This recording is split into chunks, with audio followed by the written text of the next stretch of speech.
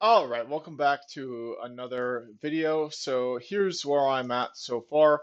I've got a number of series going, kind of my classic way of operating, which is perhaps a result of ADHD, especially noticing that none of these series are crucial things such as WGU bachelor's degree or AWS certification. So if I had a hammer here, I would hit myself in the head because that probably wouldn't make the situation any worse. But anyways, let's see if we could. Yeah, so let's give a synopsis of where I'm at now. So I've got a bunch of videos in the self-managed network series. I realized I said I was going to abandon that series, but I started making a lot of progress in it. And I got a lot of free gear from friends and neighbors that made it like really awesome to work on. So I have a T six T 65000 um, Dell Precision. There's only two zeros. I have a Dell Precision T 6500. A Yeah. So this can be for my cloud hosting for all of that, run my virtual machines on. I already have all that set up and it's working beautifully. I also have another just kind of older Asus, powerful for the time gaming PC, game development PC. Yeah, I think it's an Asus ROG. Yeah. Well, that's the motherboard. So I have that for like parts. I have like extra SATA cables in that. I have the case itself, which would be good. I could have used that for the PFSense box, but I had already bought the PFSense box before that. That would have been a good PFSense machine, but I had already bought the Dell Optiplex. So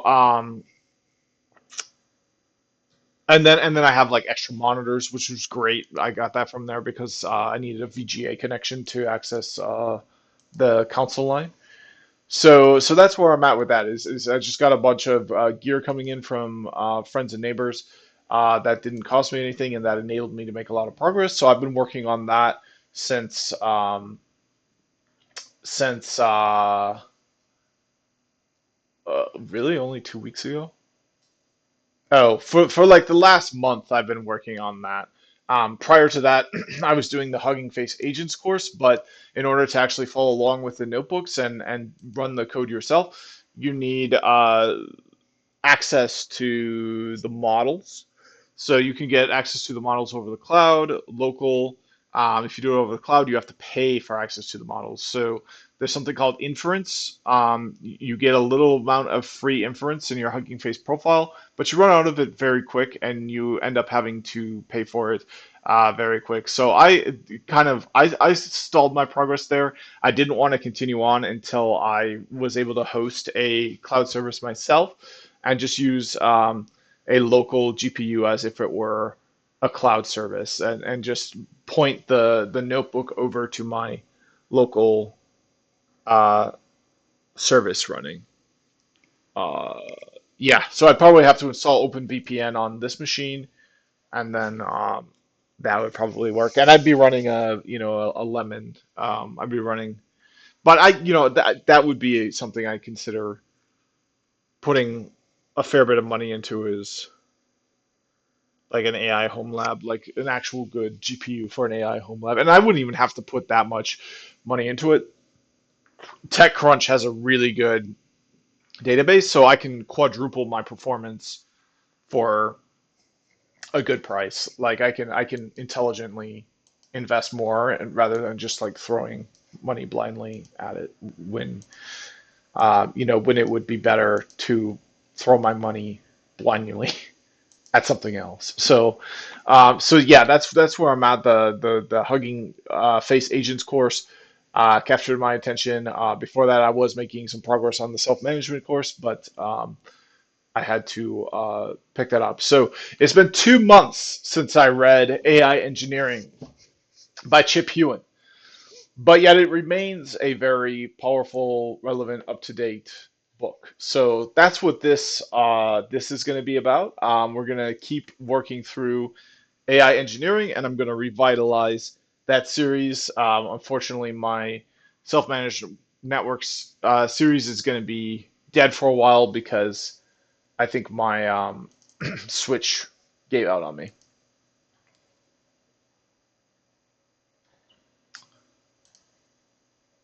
All right, so I clicked sync. Okay, and then we're going to open this. So we can see how I'm nearly halfway done with the book. So um, filter out by bookmarks. Okay, yeah, I'm nearly at page 400. So yeah, let's keep going. All right, so this is going to be prompt engineering best practices. Prompt engineering can get incredibly hacky, especially for weaker models. In the earlier days of prompt engineering, many guides came out with tips such as writing Q colon instead of the full word questions colon, or encouraging models to respond better with a promise of a $300 tip for the right answer. And that Q colon, I think where that comes from is the amount of tokens. So like the amount of words or like the length of the reply from the model depends upon the input you give it as well. So if you just give it the letter Q colon rather than the full word questions colon, you allow the model more characters in its reply. So it used to be a good tip to say keep your input to the model short because then you'll have better output. But as these context windows are increasing and increasing and increasing, I think right now they're up to the point where you could prompt it with a few hundred full-length novels and you wouldn't run out of context windows. You know, it's come a long ways, and we saw that rate of growth. It's going to increase by two orders of magnitude since situational awareness was released. It was released um, June 2024. So by 2026, definitely by 2027, it's going to be blown up to two full orders of magnitude where it was then. And this, you know, this was less than a year ago, and we are, this is speculating like, this is about the rate of growth from GPT-2 to GPT-4. So, uh, we're already talking about the next iteration of technology.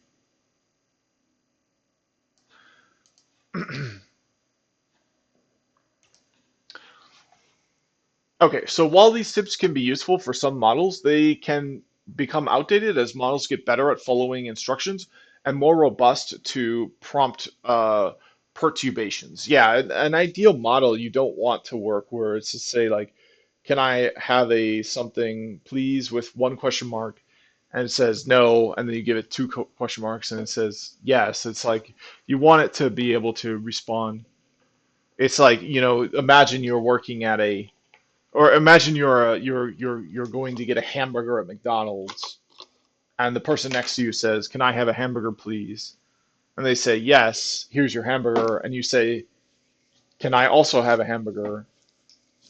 And they say no because you said, "Can I also have a hamburger?" rather than "Can I have a hamburger, please?" So like, unless every customer says, "Can I have a hamburger, please?" they get like chicken nuggets or fries or some weird thing that they didn't even ask for. You don't want a model behaving that way. This section focuses on general techniques that have been proven to work with a wide range of models and will likely remain relevant in the near future. They are distilled from prompt engineering tutorials created by model providers, including OpenAI, Anthropic, Meta, and Google, and best practices shared by teams that have successfully deployed generative AI applications. These companies often provide libraries of pre-crafted prompts that you can reference. See Anthropic, Google, and OpenAI. Outside of these general practices, each model likely has its own quirks that respond to specific prompt tricks. When working with a model, you should look for prompt engineering guides specific to it. So that's a good point. The models are quite different from one another. In fact, when you go from a model like Llama 2 to Llama 3, even that, even though it's the next evolution of the same model, has a lot of differences. And the differences come down to even things like special characters to signify the end of sentences. They're not standardized at all from model to model. And in fact, they're not even standardized from version of model to version of model. For instance, you could mark that a sentence is complete with the less than sign, the forward slash, lowercase EOF, then the greater than sign, and then for whatever reason they change it to a backslash in the next release. They capitalize the EOF. They change it to pipes instead of chevrons. They change it. It's like that happens a lot because they're just playing around, right? Like they haven't found like, of course there's no standard, right? Yet, right? It's like they're playing around with like what works the best. So like they're not going to standardize it yet because that would hobble their progress. So nothing is standardized. So if you want to really figure out how to prompt a model, find a prompt engineering guide specific to the model. That's great advice. All right, so the next best practice for well, that's just the introduction. This is the end of the text that introduces best practices to prompt engineering. So now we're going to get into the real best practices. So the first best practice is write clear and explicit instructions. Communicating with AI is the same as communicating with humans. Clarity helps. Here are a few tips on how to write clear instructions. And this is so good because like I feel like so many people have interpersonal communication problems with humans. So if we all learn how to communicate with AI models, it's good, like just that is going to benefit humanity so much because now all of a sudden we're clearly communicating with each other as well. Like how much progress is that going to make in humanity? So the first tip for how to write clear instructions is to explain without ambiguity what you want the model to do. If you want the model to score an essay, explain the score system you want to use. Is it from 1 to 5 or 1 to 10? If there's an essay the model's uncertain about, do you want it to pick a score to the best of its ability or to output I don't know? As you experiment with a prompt, you might observe undesirable behaviors that require adjustments to the prompt to prevent them. For example, if the model outputs fractional scores, 4.5, and you don't want fractional scores, update your prompt to tell the model to output only integer scores. The next tip on how to write a clear instruction for the model is to ask the model to adopt a persona. A persona can help the model understand the perspective it's supposed to use to generate responses. Given the essay, I like chickens, chickens are fluffy and they give tasty eggs, a model out of the box might give it a score of 2 out of 4 if it were asked to grade an essay without adopting a persona. However, if you ask the model to adopt the persona of a first grade teacher, the essay would get a higher score because that sort of sentence would be acceptable and perhaps considered desirable or advanced from someone who is in first grade. So see figure 5-5. So this is asking a model to adopt persona can help the model use the right perspective to answer your queries. So give the essay below a score from 1 to 5, with 1 being very bad, 5 being very good.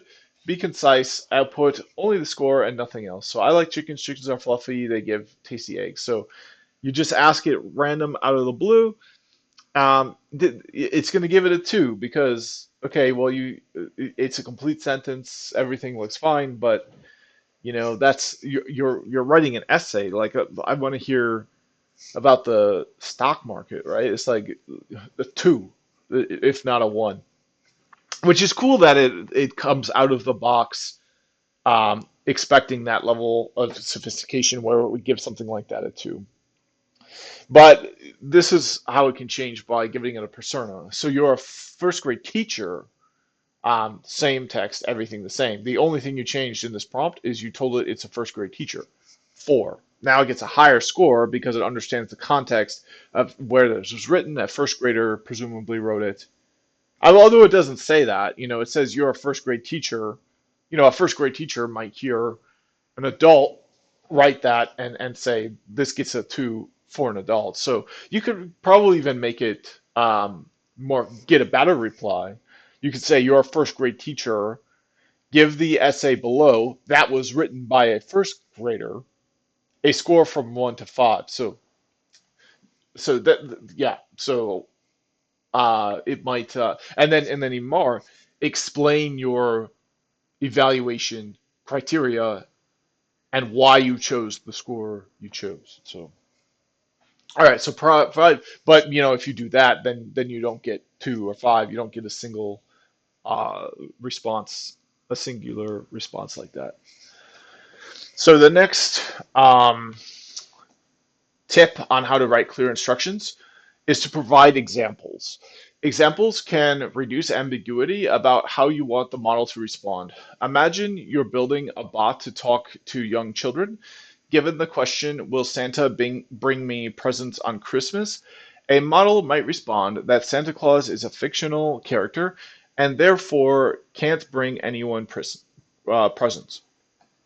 This answer wouldn't endear your bot to your users, especially if you're writing a Santa bot. To prevent this, you can provide the model with examples of how to respond to questions about fictional characters, such as saying that tooth fairies exist, as demonstrated in Table 5-1. So Table 5-1, providing an example, can nudge the model toward the response you want, inspired by Claude's prompt engineering tutorial. Okay, so without an example, will Santa bring me presents on Christmas? Santa Claus is a fictional character that kids might believe in, bringing magic and excitement to Christmas with stories of his sleigh, reindeer, and gift giving journey on Christmas Eve. Many parents encourage this belief as it adds a layer of fun and wonder for children. So, with an example, question: is the tooth fairy real? Answer: of course. Um, Put your tooth under the pillow tonight. The tooth fairy, and then oh, well, on this page, tooth fairy might visit and leave you something. All right, so now we're gonna ask it: will Santa Claus presents bring me presents on Christmas Eve? So the answer, now we leave blank, and it responds yes, absolutely.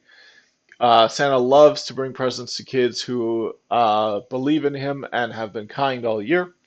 Just make sure you're extra good, leave out some cookies, and you might wake up to find gifts under the tree this Christmas morning. All right, so this might sound obvious, but if you're worried about input token length, opt for example formats that use fewer tokens. For example, the second prompt in table 5-2 should be preferred over the first prompt if both have equal performance. So 5.2, some example formats are more expensive than others. So here's the prompt. Label the following item as edible or inedible. So input chickpea, output edible, input box, output edible, input pizza, output. Let's figure it out. So this is the prompt you feed to the model, which costs you tokens. This costs you 38 tokens to write it this way. Now you can write it a different way. You can say label the following item as edible or inedible. And look at this. So now instead of a new line, the whole words input and output, you just give it some kind of syntax that makes it pretty clear. So chickpea, edible. Box, inedible. Pizza, and look at that. Now you saved more than 10 tokens. Specify the output format. If you want the model to be concise, tell it so.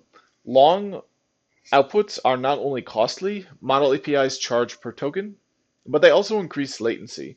If the model tends to begin its response with preambles, such as based on the content of this essay, I give it a score of make explicit that you don't want preambles. Ensuring the model outputs are in the correct format is essential when they are used by downstream applications that require specific formats. If you want the model to generate JSON, specify what the keys in the JSON should be. Give examples if necessary. And I also, I'm not sure if she'll talk about this, but there's something called constrained decoding. One of the best articles I've read online about AI in a while was this 15-minute read guide to structured generation using constrained decoding, and I'll probably link this here. But you can exempt the model from having to generate everything. So if you're writing JSON, you can exempt the model from writing the JSON structure, and you can have so like see so the JSON keys here are static. The model does not generate it. All the model generates is the variables that you want in your data. So you want the model to pick out a uh, if we're talking about like it's going to create a Harry Potter character for you, a customized Harry Potter character. We want the model to give it a name. We want the model to assign it to a house. We want the model to assign it blood status and to build its wand. So why do we want the model to generate those keys? Like we know we need a name, we know we need a house, we know like the model doesn't have to come up with what the keys are named. And then why do we want the model to fumble around with the syntax for JSON? It gets one character wrong, we're hosed. Well, you don't, and you don't have to either, because you can use this sglang as SGL, and you can define a static object for it to return. And then within that static object, you can have the model generation be pinpointed and exempt from the static information and only generate what you want to generate. And not only that, you can narrow it down so that it can only generate based on the choices you give it. Because you can imagine it would hallucinate quite a bit if you allowed it to pick its own blood status, if you allowed it to pick its own house, which you can still allow it to do, but you can narrow it down to say you can only pick it from these choices.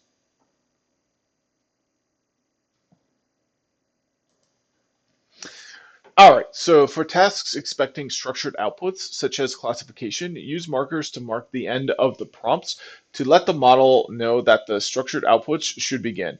Without markers, the model might continue appending to the input, as shown in table 5-3. Make sure to choose markers that are unlikely to appear in your output in your inputs. Otherwise, the model might get confused. Table 5-3. Without explicit markers to mark the end of the input, a model might continue appending to it instead of generating structured outputs. So prompt, label the following item as edible or inedible. Tacos output, or model's output, tacos are edible. Um, yeah,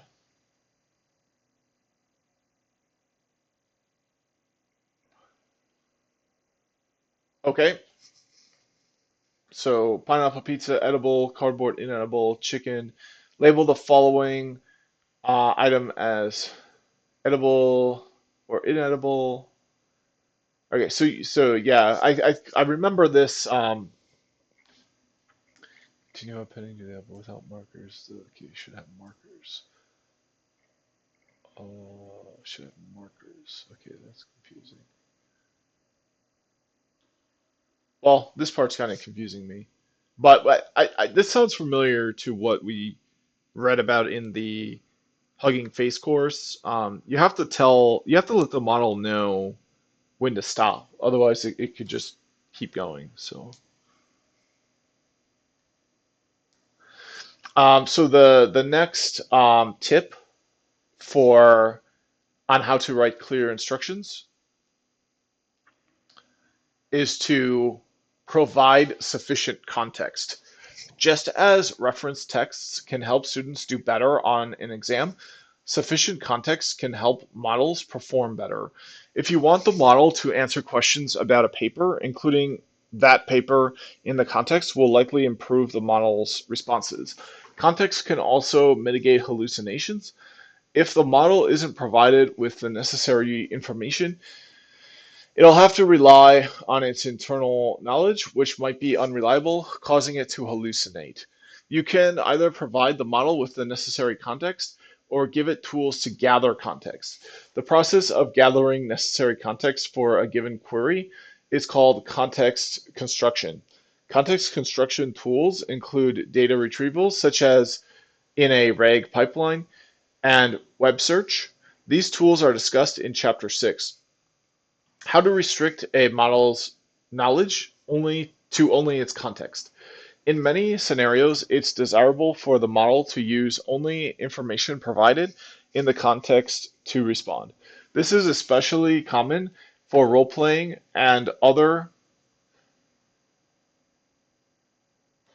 simulations. For example, if you want a model to play a character in the game Skyrim, this, which is so cool, and I've figured that you can do that in Skyrim VR. Like there's a lot of cool stuff you can do with Skyrim these days.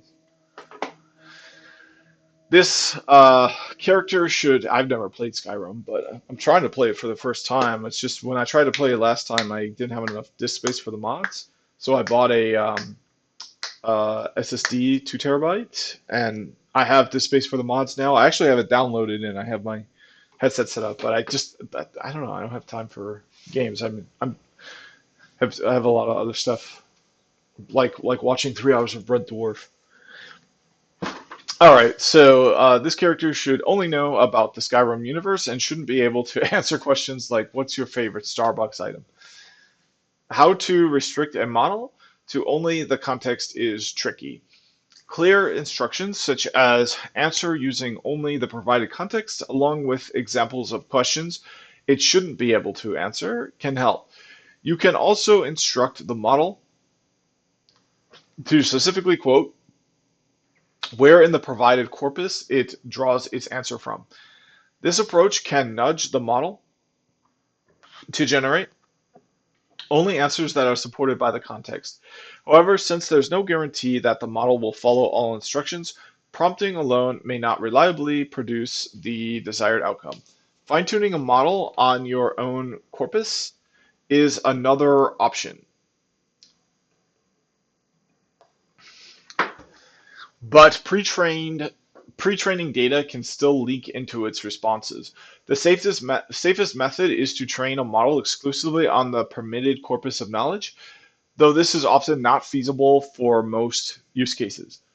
Additionally, the corpus may be too limited to train a high-quality model. Break complex tasks into simpler subtasks. You know what you could do, which would be really cool? This is just an aside. So like Skyrim is like I mean that idea of training it on a limited corpus could be really cool because what you could do is take your data and take out anything from the data. Like Skyrim is a game about like here, let me have a brief conversation with the AI.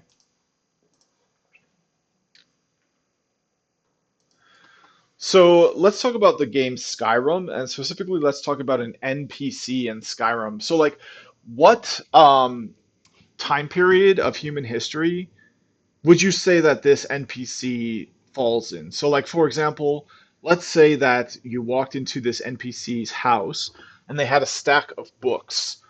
When would you say these books were likely to have been published? And tell me a few book titles they might have had. There. And then what you do is you train them on their books that they might have read. So their limited corpus of knowledge would very likely include um, the books. an NPC might have read. So it's going to make the game kind of fun because like a poorly educated character might have this. It'd be like the Monty Python Holy Grail scene where they're talking about social uprising and upheaval, and they're like organizational the Mud Diggers Union. The Yeah, they're completely aware of how oppressed they are somehow, some way. So like so yeah, so Skyrim's cultural and technological milieu most uh, most closely mirrors late medieval to early Renaissance Europe. So yeah, so basically you take anything published in the 1300s through 1500s and you train a model on that, and then you give the model a role and a context, and now you have a Skyrim character that has the same, now. So that's how you do it. That's how you limit the corpus, and you still get a very wide, because I'm sure there's. Okay, so let's have this next. Okay, so for that time period, the 1300s through the 1500s CE, estimate how many books were out there available for someone like a farmer to read.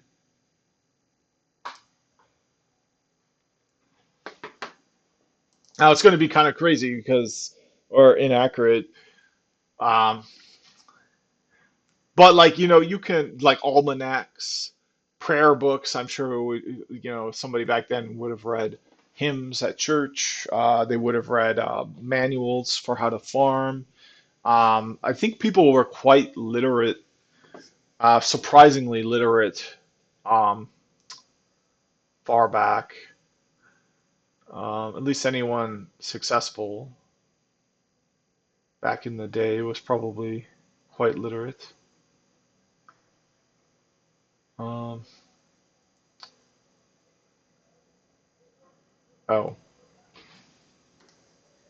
it didn't. Okay, so yeah, there were about 30,000 books and 40,000 manuscripts. So there you go. You get 70,000, assuming you can find stuff like that. Like that's plenty of data to train a model. Okay, so it sounds like if you want to train an AI model to speak and act like a person, like a farmer or someone from the Skyrim universe, you would have about 70,000 materials to choose from. That sounds like me to be plenty of materials for which to train an AI on. Do you agree?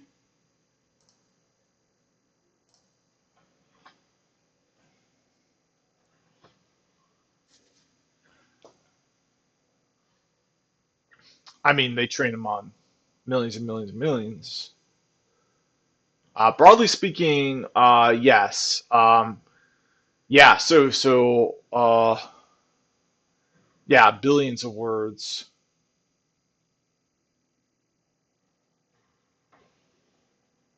Two major K areas. Register misread. Okay. Yeah. Oh, so just as I was said, yeah, a rural Nord farmer in Skyrim will likely be literate or best semi-literate and speak in a markedly simpler. I mean, you could still train it on all that, and we could talk about that in a very simple way.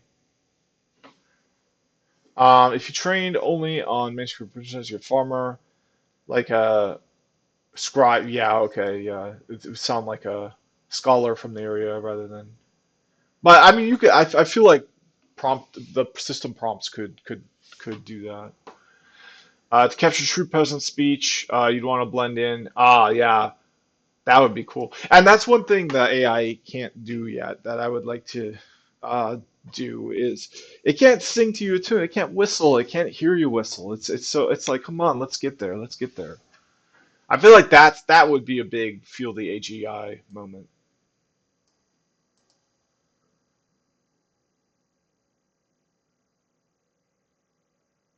Okay, so yeah, that was an interesting aside. Back to the book.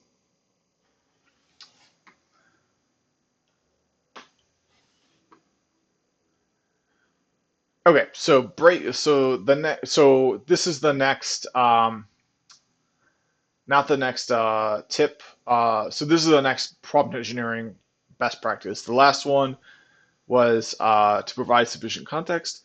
The next one is to break complex tasks into simpler subtasks. For complex tasks that require multiple steps, break these tasks into subtasks. Instead of having one giant prompt for the whole task, each subtask has its own prompt. These subtasks are then chained together. Consider a customer support chatbot. The process of responding to a customer request can be decomposed into two steps. Step 1, intent classification. Identify the intent of the request. Step 2, generating response. Based on this intent, instruct the model on how to respond. If there are 10 possible intents, you'll need 10 different prompts. The following example from OpenAI's prompt engineering guide shows the intent classification prompt and the prompt for one intent troubleshooting. The prompts are lightly modified for brevity. Prompt 1, intent classification. System. You will be provided with customer service queries. Classify each query into a primary category and a secondary category. Provide your output in JSON format with the keys primary, secondary. Okay, so we don't have to read all of this. So here's the categories given it multiple categories there. So these are uh, so this shows the best practice of breaking complex tasks into simpler subtasks. So um, okay, so there we go. Primary characters, billing, secondary categories, technical support secondary. Okay, so user, I need to get my internet working again. So how is it going to respond? Prompt 2, response to a troubleshooting request, system prompt. You will be provided with customer service inquiries that require troubleshooting in a technical support context. Help the user by ask them to check that all cables to/from the router are connected. Note that it is common for cables to come loose over time. If all cables are connected and the issue persists, ask them which router model they are using. If the customer's issue persists after restarting the device and waiting 5 minutes, connect them to IT support by outputting IT support requested. If the user starts asking questions that are unrelated to this topic, then confirm if they would like to end the current chat about troubleshooting and classify the request according to the following scheme. All right, so given this example, you might wonder why not further decompose the intent classification prompt into two prompts, one for the primary category and one for the secondary category. How small each subtask should be depends on each use case and the performance, cost, and latency trade-off you're comfortable with. You'll need to experiment to find the optimal decomposition and chaining. While models are getting better at understanding complex instructions, they are still better with simpler ones. Prompt decomposition not only enhances performance, but also offers several additional benefits. Monitoring. You can monitor not just the final output, but also all intermediate outputs. Debugging. You can isolate the step that is having trouble and fix it independently without changing the model's behavior at the other steps. Parallelization. When possible, execute independent steps in parallel to save time. Imagine asking a model to generate three different story versions for three different reading levels: first grade, eighth grade, and college freshman. All these three versions can be generated at the same time, significantly reducing the output latency. Effort. It's easier to write simple prompts than complex prompts. One downside of prompt decomposition is that it can increase the latency perceived by users, especially for tasks where users don't see the intermediate outputs.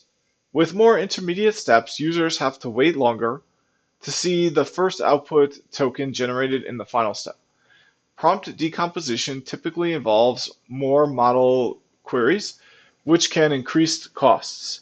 However, the cost of two decomposed prompts might not be twice that of one original prompt. This is because most model APIs charge per input and output token, and smaller prompts often occur fewer tokens.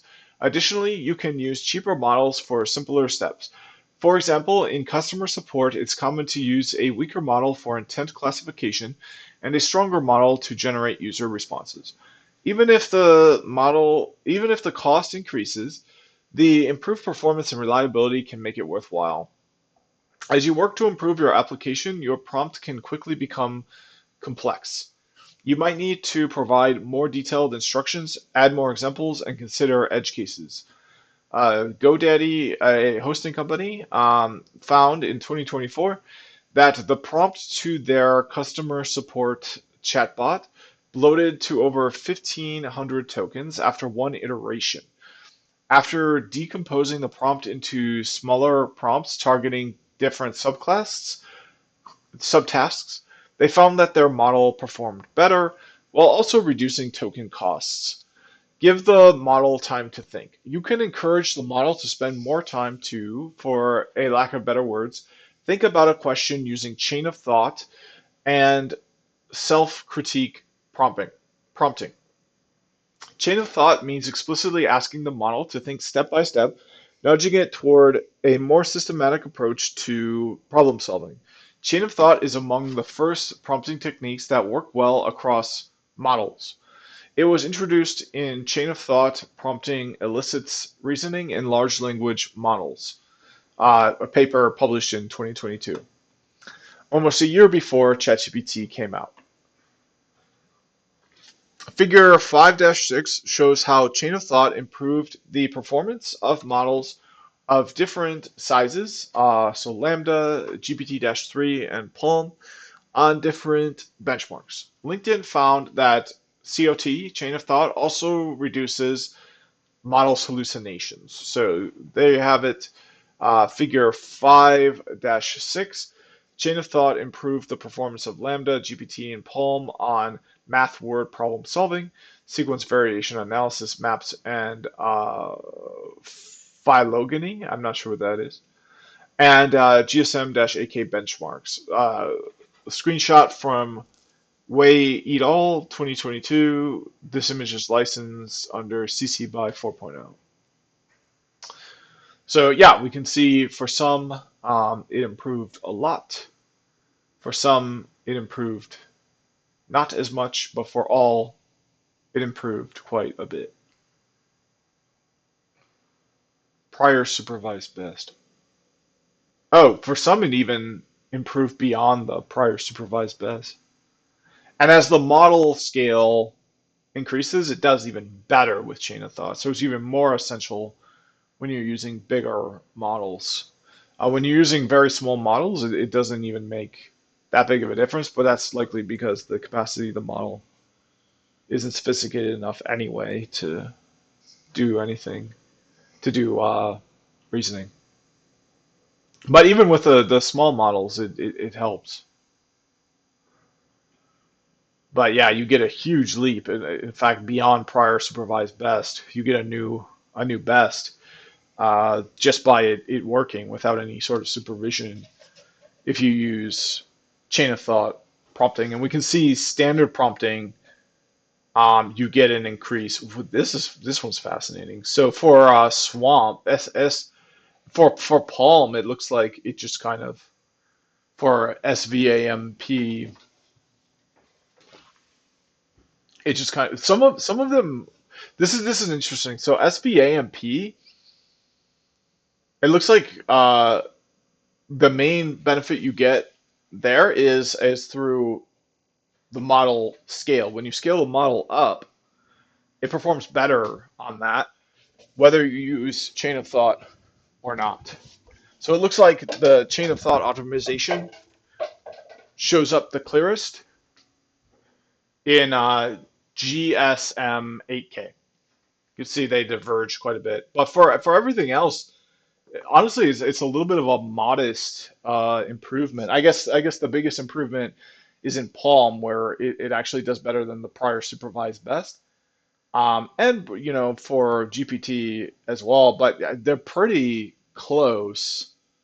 Um, so yeah, I feel like what we're seeing there primarily is that your model parameter size is where you get the most bang for your buck. And if you use chain of thought reasoning, you can get a modest improvement, which I'm sure you want. But if you really want things to run better, there's kind of nothing better you can do besides having a larger model.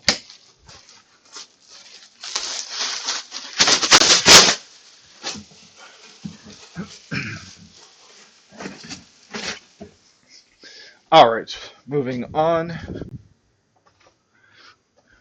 The simplest way to do COT is to add think step by step or explain your decision in your prompt. The model then works out what steps to take. Alternatively, you can specify the steps the model should take or include examples of what the steps should look like in your prompt. Table 5-4 shows 4 COT response variations to the same original prompt. Which variation works best depends on the application. So we're going to see table 5-4 next, which 4 is a lower number than 6. I'm not sure. Oh, because it's a table, not a figure. A few COT prompt variations to the same original query.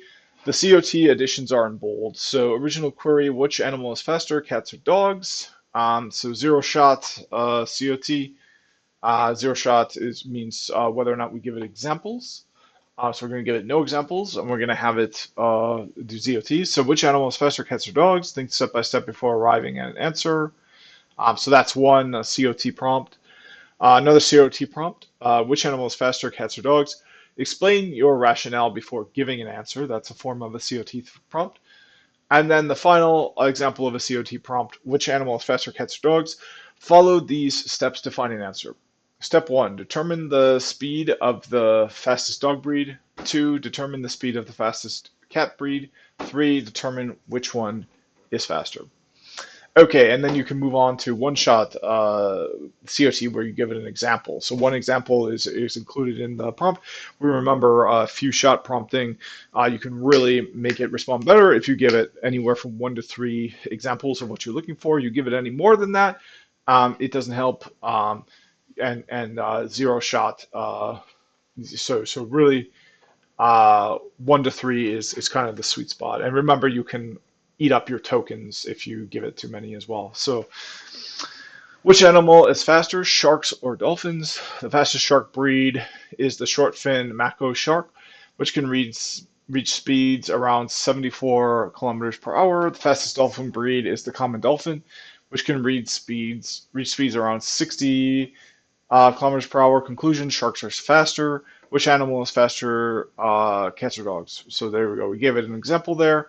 And simply by giving it the example, we have, in essence, told it to use chain of thought reasoning. We don't have to include another prompt to tell it to do that. Self-critique means asking the model to check its own outputs. This is also known as self-eval, as discussed in Chapter 3. Similar to chain of thought, self-critique nudges the model to think critically about a problem.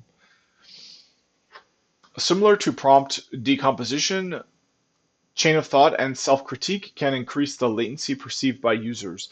A model might perform multiple intermediate steps before the user can see the first output token.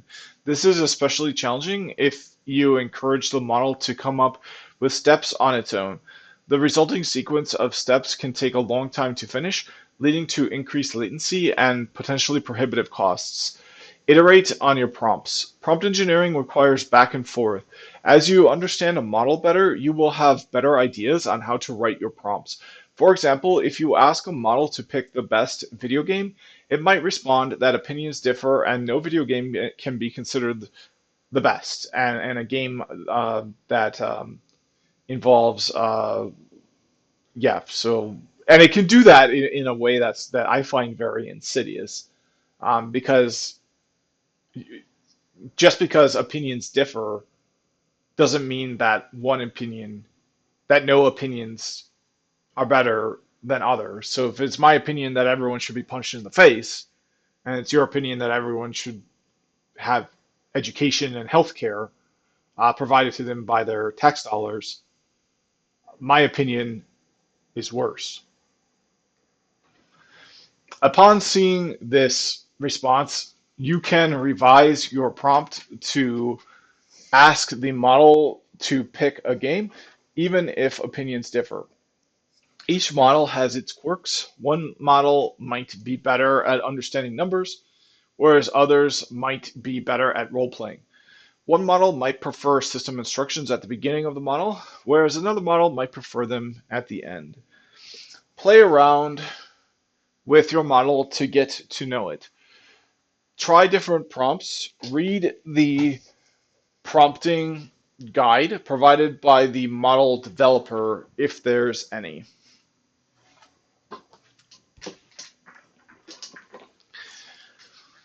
Look for other people's experiences online. Leverage the model's playground if one is available.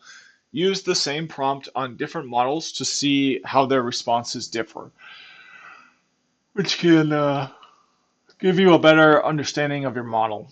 As you experiment with different prompts, make sure to test changes systematically. Version your prompts. Use an experiment tracking tool. Standardize evaluation metrics and evaluation data so that you can compare the performance of different prompts. Evaluate each prompt in the context of the whole system. A prompt might improve the model's performance on a subtask, but worsen the whole system's performance. Okay, so then the next best practice is to evaluate prompt engineering tools. For each task, the number of possible prompts is infinite. Manual prompt engineering is time consuming. The optimal prompt is elusive. Many tools have been developed to aid and automate prompt engineering. Tools that aim to automate the whole prompt engineering workflow include OpenPrompt and DSPY. At a high level, you specify the input and output formats, evaluation metrics, and evaluation data for your task. These prompt optimization tools automatically find a prompt or chain of prompts that maximizes the evaluation metrics on the evaluation data. Functionally, these tools are similar to AutoML, automated ML tools that automatically find the optimal hyperparameters for classical ML models. A common approach to automating prompt generation is to use AI models. AI models themselves are capable of writing prompts. In its simplest form, you can ask a model to generate a prompt for your application, such as help me write a concise prompt for an application that grades college essays between 1 and 5. You can also ask AI models to critique and improve your prompts or generate in-context examples. Figure 5-7 shows a prompt written by Claude 3.5 Sonnet, Anthropic 2004. So here's 5/7, it's a figure. AI models can write prompts for you as shown by this prompt generated. Yeah, this is a good point, but this is a good point. 3.5 Sonnet. So help me write a concise prompt. Look at this. So yeah, you can, so this is actually how I use deep research. So what I do, I think most people, oh, oh, I only have, okay, well, I only have 113. But I think what most people would do is they'll enable deep research and then they'll write a prompt. I don't do that anymore. What I do is, first of all, I pick a model. Sometimes I don't want to use the same model for it, but I have the model write a prompt for me. Hello, so I want to do some critical, profound, deep research. Give me some ideas on some things I could research.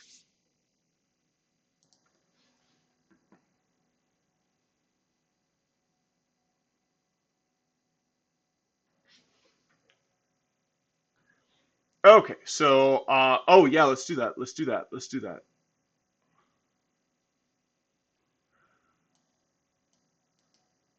Perfect. Perfect. Now I want you to research that. Um, I want the goal of your research to be to write a ChatGPT system prompt that a user can use to optimize their experience, and not the goal of the research, because um, a chat GPT system prompt that a user can use to optimize experience. So now we're going to change this. So perfect. Now I want you to research. No, I don't want them to do that. I want you to write a prompt for your deep research feature that researches that. There we go. I want the goal of the research to be to write a ChatGPT system prompt that the user can use to optimize their experience. Boom. A lot of these are really good. Oh, this would be a good one. Oh, this is a good one.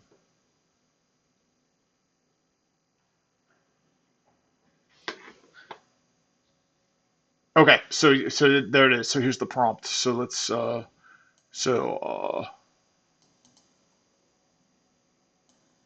okay, so deep research task. There we go. So we're going to take everything from here down to here. And now I'd like to create a new one. If you duplicate, you get all the back buttons and everything. But we're just going to create a new one here. Now we enabled the deep research. Put that in, and there we go.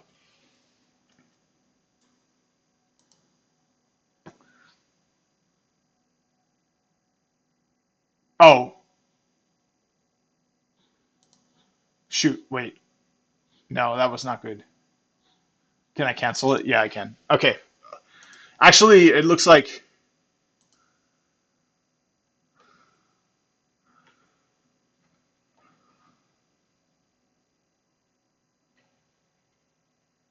I should take this whole thing.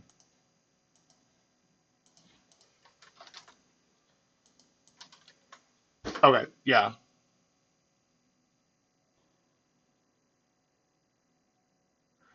Okay. So we're gonna say explore with the deriving a system prompt. Which okay, there we go. That's better. I like that better. Oh shit! But I forgot to enable deep research.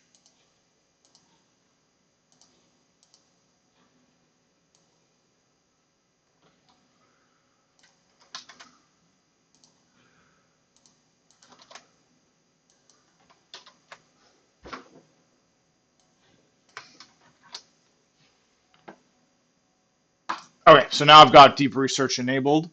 I've got 116 available until May 3rd. So it should ask me some follow-up questions. So we'll put that in there, and then or just answer it. And we don't have to do everything out of the AI. If there's an easy answer, I can just answer that ourselves. But yeah, let's just leave it to work and then keep reading the book. But that's how I use it, and that's such a good point. You don't have to write your own prompts. You don't have to do prompt engineering. You can have the AI do it for you. So DeepMind's Prompt Breeder and Stanford's Text Grad are two examples of AI-powered prompt optimization tools. Prompt Breeder leverages evolutionary strategy to selectively breed prompts. Wow. It starts with an initial prompt and uses the AI model to generate mutations to this prompt. The prompt mutation process is guided by a set of mutator prompts. It then generates mutations for the most promising mutation, and so on until it finds a prompt that satisfies your criteria. Figure 5-8 shows how Prompt Breeder works at a high level. So here we go. We've got the mutator prompt. Modify the following instruction creatively, giving some advice on how to solve it. So it'll keep going through and so solve the math word problem, giving your answer as an Arabic numeral.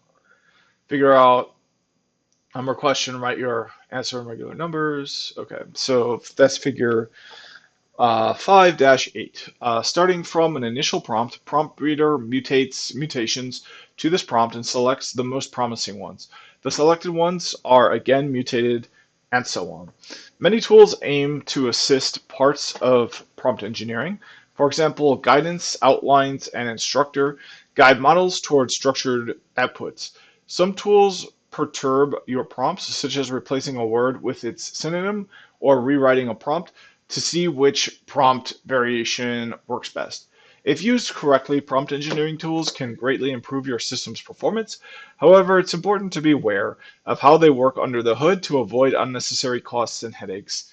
First, prompt engineering tools often generate hidden model API calls, which can quickly max out your API bills if left unchecked.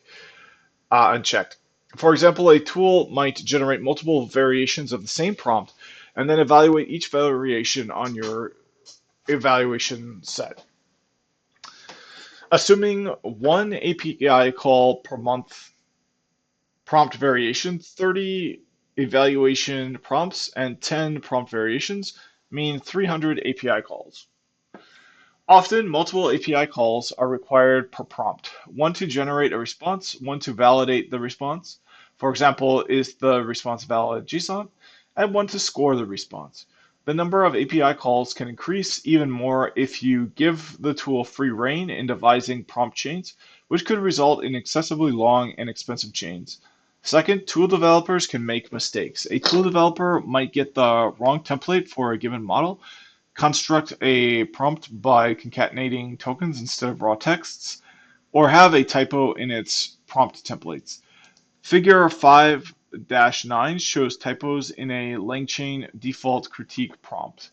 So, human message prompt template, you are a researcher tasked with investigating the, um, okay, self-in ideas. So, this looks like so figure 5-9 typos in a LangChain default prompt are highlighted. So list the flaws and faulty logic of each of the options. Let W work this out in a step. Oh, so this is a typo because it has an S, each answer option. And then this is a typo as well. It should say let's instead of let W. Let quote W. All right. So there we go. And now it fixed the typo. On top of that, any prompt engineering tool can change without warning. They might switch to different prompt templates or rewrite their default prompts. The more tools you use, the more complex your system becomes, increasing the potential for errors. Following the keep it simple principle, you might want to start by writing your own prompts without any tool. This will give you a better understanding of the underlying model and your requirements. If you use a prompt engineering tool, always inspect the prompts produced by that tool to see whether these prompts make sense and track how many API calls it generates. No matter how brilliant tool developers are, they can make mistakes just like everyone else. All right, let's see where we are for time. I do have a hard cutoff in just a few minutes here. So let's try to get down to defensive prompt engineering. That's kind of a I'm not sure if we can get that far. But the next best practice for prompt engineering is to organize and version prompts. It's a good practice to separate prompts from code, and you'll see why in a moment. For example, you can put your prompts in a file, prompts.py, and reference these prompts when creating a model query. Here's an example of what this might look like. Okay, so prompts.py. This approach has several advantages. Reusability. Multiple applications can reuse the same prompt. Testing. Code and prompts can be tested separately. For example, code can be tested with different prompts. Readability. Separating prompts from code makes both easier to read. Collaboration. This allows subject matter experts to collaborate and help with devising prompts without getting distracted by code. If you have a lot of prompts across multiple applications, it's useful to give each prompt metadata so that you know what prompt and use case it's intended for. You might also want to organize your prompts in a way that makes it possible to search for prompts by models, applications, etc. For example, you can wrap each prompt in a Python object as follows. So from Pydantic import base model.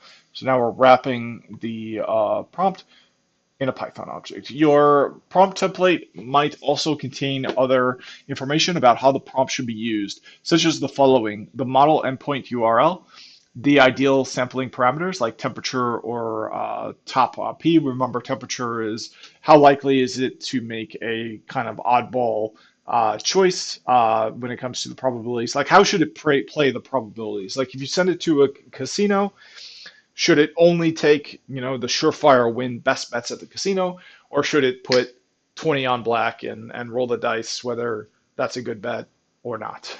Top P, I kind of forget what that is. So the input schema, the expected output schema for structured outputs. Let's get a brief reminder of top P.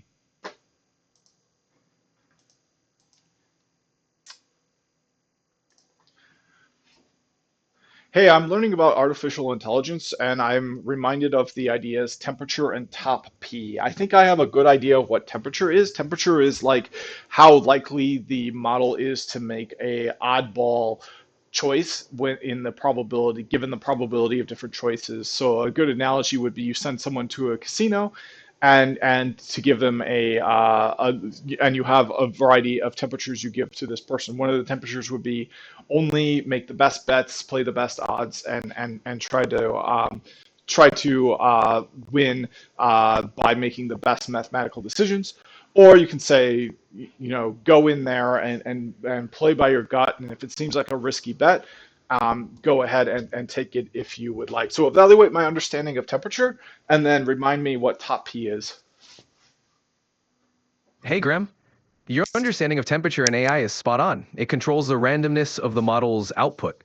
A lower temperature makes the model's responses more deterministic and focused, while a higher temperature allows for more diverse and creative responses. Top P, or nucleus sampling, is another way to control randomness. Instead of considering all possible outcomes, Top P limits the choices to the smallest set whose cumulative probability exceeds a threshold, say 0.9. This helps generate diverse yet relevant responses. Does that make sense?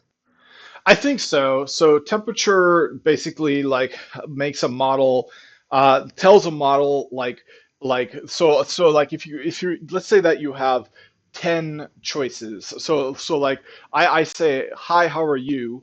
And I give you 10 choices. You can say I'm good. You can say I'm not so good. 10 different choices. So the temperature will basically say um, give you if I lower the temperature, basically all you can give me is what somebody is most likely to say. If I increase the temperature, now you have more ability to be creative and you can kind of give me curveball answers, things I didn't expect. Top P, if I increase and give you 100, now I've increased the top P. But if I restrict and only give you 3 to choose from, it's such as I'm good, I'm not good, that sort of thing. That is what it means to alter the top P. Yeah, you've got the general idea. Temperature and top P are both parameters that control randomness in language models. Lower temperature means more predictable, deterministic responses, while higher temperature allows for more variation and creativity. Top P, or nucleus sampling, limits the options by capping the cumulative probability, so setting it low narrows down choices to the most likely ones. Both parameters help fine-tune the output style. Oh, well, it sounds like I got top P wrong because it wouldn't be that I would say, oh, now instead of having 10, you have only 2, or by lowering the top P, or now instead of 10, you have 100 by raising the top P. It sounds like what the top P would be. I set the maximum probability. So I say, although your temperature is high and you can surprise me, you can't surprise me with answers that 99% of people wouldn't give. Like you can set the top probability that you accept, 5% probability that this is the answer. You could say that's my maximum probability I'm willing to accept, and your ability to choose that answer or not is adjusted by the temperature.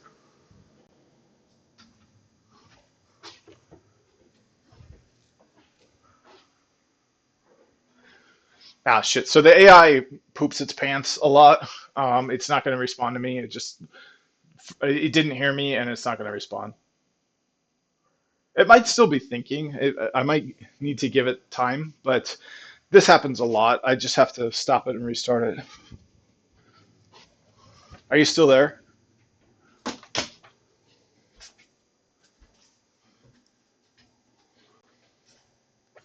It's possible that it's still thinking, but typically it's just dead. I could give it 5 minutes, it wouldn't respond. Yeah, and then the thing is, it didn't hear anything I said too. Like, yeah, nothing registered here. But I think I was right. So okay, so let's give it. Let's use my deep research prompt.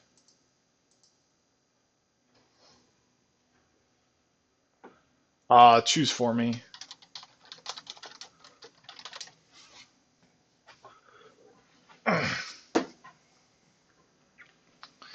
All right, go back to readings here. So, several tools have proposed special .prompt file formats to store prompts. See Google's Firebase .prompt, Human Loop, Continue Dev, and Prompt File. Here's an example of Firebase .prompt file. So what a cool time to be a computer scientist, a high-level computer scientist, because it's like we're back in the days where they were like designing JSON and stuff. Like you could your PhD paper could be what people use going forward. If the prompt files are part of your Git repository, these prompts can be versioned using Git. The downside of this approach is that if multiple applications share the same prompt and this prompt is updated, all applications dependent on this prompt will be automatically forced to update to this new prompt. In other words, if you version your prompts together with your code in Git, it's very challenging for a team to choose to stay with an older version of a prompt for their application. Many teams use a separate prompt catalog that explicitly versions each prompt so that each different applications can use different prompt versions. A prompt catalog should also provide each prompt with relevant metadata and allow prompt search. A well implemented prompt catalog might even keep track of the applications that depend on a prompt and notify the application owners of newer versions of that prompt. So there we go. I am out of time. I've got uh, less than 10 minutes here to be ready for my next thing. Um, um, there we go. And my next thing, I can talk about it on this channel for sure. In fact, I definitely will. If anyone's familiar with Eli, the computer guy, he's got like a million subscribers. He's been on YouTube for decades. He's got a lot of really good core content for like passing certifications and learning basic concepts and stuff. So I scored a free career coaching session with him. So we'll see how that goes. I'm not sure if that'll be public or private or what the deal is with that, but yeah, it's just exciting. So anyways, that's it for this video. Thanks for watching. See you in the next one.